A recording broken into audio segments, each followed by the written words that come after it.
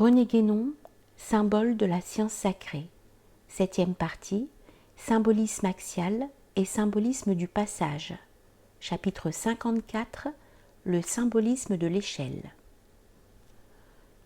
Nous avons mentionné précédemment le symbolisme qui s'est conservé chez les Indiens de l'Amérique du Nord et suivant lequel les différents mondes étant représentés comme une série de cavernes superposées, les êtres passent d'un monde à l'autre en montant le long d'un arbre central. Un symbolisme semblable se trouve en divers cas réalisés par des rites dans lesquels le fait de grimper un arbre représente l'ascension de l'être suivant l'axe. De tels rites sont védiques aussi bien que chamaniques, et leur diffusion même est un indice de leur caractère véritablement primordial. L'arbre peut être remplacé ici par quelque autre symbole axial équivalent. Le mât d'un navire en est un exemple. Il convient de remarquer à ce propos que, au point de vue traditionnel, la construction d'un navire est au même titre que celle d'une maison ou d'un char, la réalisation d'un modèle cosmique.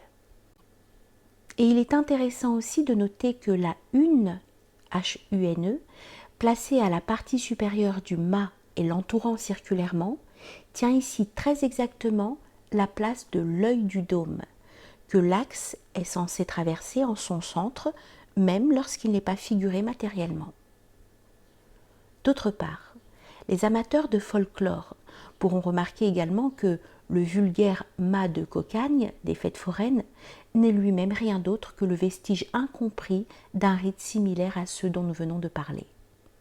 Dans ce cas aussi, un détail particulièrement significatif est constitué par le cercle suspendu au haut du mât et qu'il s'agit d'atteindre en y grimpant, cercle que le mât traverse et dépasse d'ailleurs comme celui du navire dépasse la hune et celui du stupa, le dôme.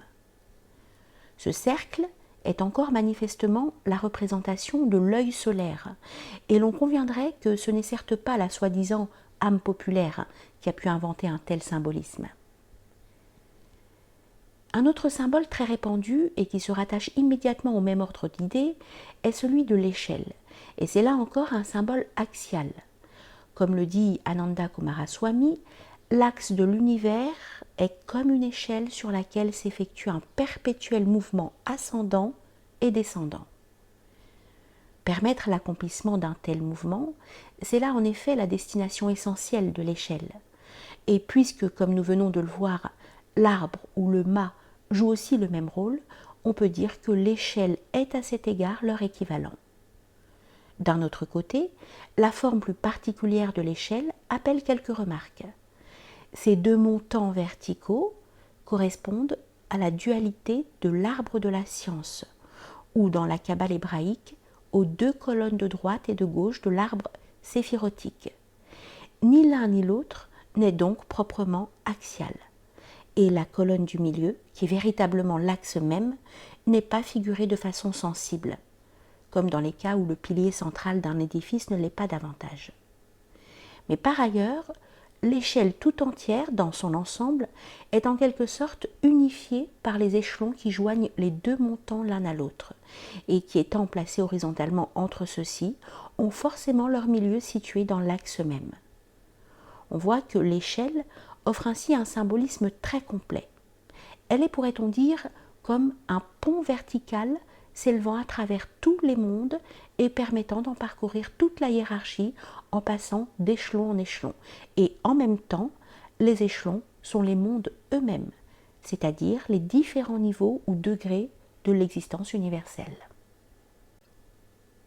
Cette signification est évidente dans le symbolisme biblique de l'échelle de Jacob, le long de laquelle les anges montent et descendent. Et l'on sait que Jacob, au lieu où il avait eu la vision de cette échelle, posa une pierre qu'il dressa comme un pilier, et qui est aussi une figure de l'axe du monde, substituée ainsi en quelque sorte à l'échelle elle-même. Les anges représentent proprement les états supérieurs de l'être. C'est donc à ceux-ci que correspondent aussi plus particulièrement les échelons, ce qui s'explique par le fait que l'échelle doit être considérée comme ayant son pied posé sur la terre, c'est-à-dire que pour nous, c'est nécessairement notre monde même qui est le support à partir duquel l'ascension doit s'effectuer. Si même on supposait que l'échelle se prolonge souterrainement pour comprendre la totalité des mondes comme elle le doit en réalité, sa partie inférieure serait en tout cas invisible, comme l'est pour les êtres parvenus à une caverne située à un certain niveau, toute la partie de l'arbre central qui s'étend au-dessous de celle-ci. En d'autres termes, les échelons inférieurs ayant été déjà parcourus, il n'y a plus lieu de les envisager effectivement en ce qui concerne la réalisation ultérieure de l'être, dans laquelle ne pourra intervenir que le parcours des échelons supérieurs. C'est pourquoi, surtout quand l'échelle est employée comme un élément de certains rites initiatiques, ces échelons sont expressément considérés comme représentant les différents cieux, c'est-à-dire les états supérieurs de l'être. C'est ainsi que, notamment, dans les mystères mitriaques, l'échelle avait 7 échelons qui étaient mis en rapport avec les 7 planètes et qui, dit-on, étaient formés des métaux correspondant respectivement à celles-ci. Et le parcours de ces échelons figurait celui d'autant de grades successifs de l'initiation. Cette échelle, à 7 échelons, se retrouve dans certaines organisations initiatiques du Moyen-Âge, d'où elle passa sans doute plus ou moins directement dans les hauts grades de la maçonnerie écossaise, ainsi que nous l'avons dit ailleurs à propos de Dante.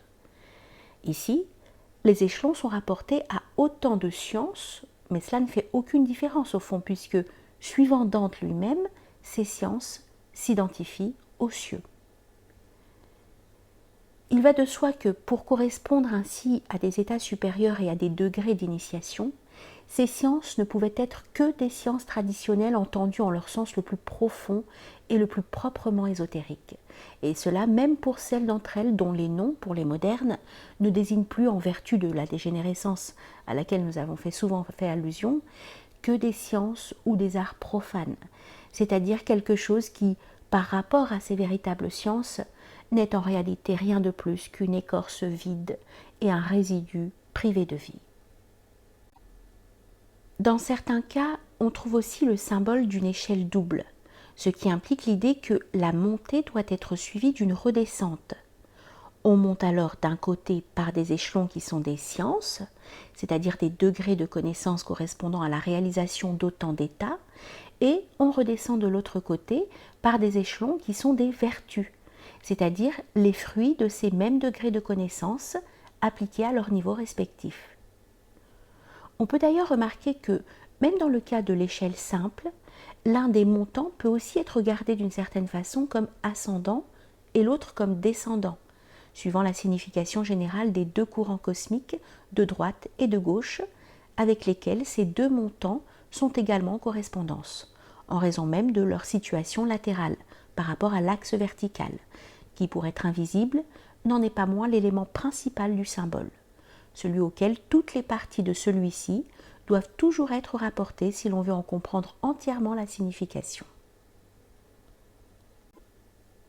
À ces diverses indications, nous ajouterons encore pour terminer celle d'un symbolisme un peu différent qui se rencontre aussi dans certains rituels initiatiques et qui est la montée d'un escalier en spirale.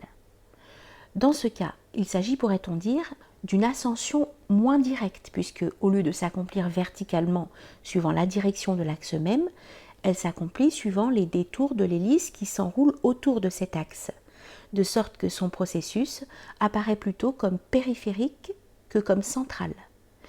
Mais en principe, le résultat final doit pourtant être le même, car il s'agit toujours d'une montée à travers la hiérarchie des états de l'être. Les spires successives de l'hélice étant encore, comme nous l'avons amplement expliqué ailleurs, une représentation exacte des degrés de l'existence universelle.